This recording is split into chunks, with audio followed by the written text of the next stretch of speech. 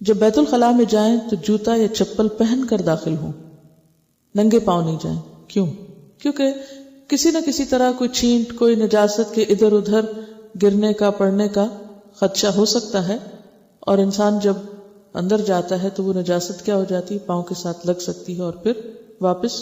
اگر آپ کمرے میں انہی پاؤں کے ساتھ آ رہے ہیں تو واپس وہ پلٹ کر نجاست کمرے تک آ جائے گی۔ بعض اوقات یہ ہوتا ہے کہ گھر سے باہر جیسے اسکول وغیرہ میں اگر پانی کا انتظام نہیں تو عام طور پر مشکل ہوتی ہے، لیکن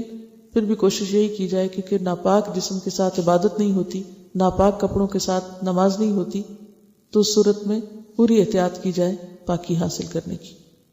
جوتا پہننے سے پہلے جھاڑ لیجیے، خاص طور پر جو لوگ ایسی جگہوں پہ رہتے ہیں جہاں پر بند گھر نہیں ہے اور کیڑے مکوڑوں کے اندر باہر آنے جانے کا خدشہ ہے، کیونکہ جوتا ایک گندی چیز ہے، ایسی چیز ہے جس میں کیڑے مکوڑے جو ہیں وہ آسانی سے جا کر اپنی غذا تلاش کر سکتے ہیں، تو اس لیے جھاڑ کر جوتا پہنیے۔ داخل ہونے سے پہلے یہ دعا پڑھی، اندر جا کر نہیں، داخل ہونے سے پہلے باہر ہی پڑھ لیں، جاتے جاتے رستے میں پڑھ لیں، یہ نہیں کہ وہاں آپ کھڑے ہو جائیں اور پھر پڑھ کے پھر اندر تشریف لے جائیں اور دوسرے لوگ انتظار کر رہے ہوں کہ کب یہ فارغ ہوتے ہیں تو ہم بھی استعمال کریں ٹوائلٹ۔ تو ایسی صورت میں دین کے عمل کو اس طریقے پر نہ کریں کہ دوسروں کے لیے نفرت کا ذریعہ بن جائے، کہ تمہاری تو دعائیں ختم نہیں ہوتی ہیں اور دوسروں کو تم نے پریشان کر رکھا ہے،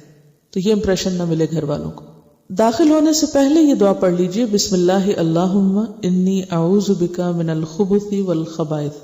شروع اللہ کے نام کے ساتھ، اے اللہ بے شک میں آپ کی پناہ چاہتا ہوں ناپاک جنوں اور ناپاک جننیوں سے، کیونکہ گندی جگہ یا نجاست کی جگہ ناپاک جنوں کی پسندیدہ جگہ ہوتی ہیں اور عام طور پر ان جگہوں پر وہ موجود ہو سکتے ہیں، اس لیے ان سے پناہ مانگتے ہوئے اندر جانا چاہیے۔ آپ کو معلوم ہے کہ جادو وغیرہ کے جتنے بھی اعمال ہوتے ہیں وہ عموماً گندی چیزوں کے ساتھ ہوتے ہیں۔ بیت الخلاء میں داخل ہوتے وقت پہلے بایاں پاؤں اندر رکھیے، یعنی لیفٹ پاؤں کو اندر لے جائیں گے اور نکلتے وقت پھر رائٹ باہر نکالیں گے۔ بیت الخلاء سے نکلتے وقت پہلے دایاں پاؤں باہر نکالیے اور باہر آنے کے بعد یہ دعا پڑھیے،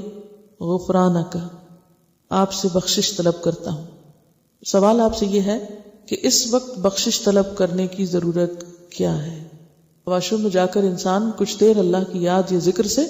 غافل ہوتا ہے تو باہر آ کر پھر سے بخشش طلب کرتا ہے۔ یہ ہے کہ وہ وقت جو ہمارا ذکر سے خالی گزرے وہ نقصان ہو گیا نا، تو اس کی کمی کو پورا کرنے کے لیے پھر کیا چیز فائدہ مند ہے؟ استغفار۔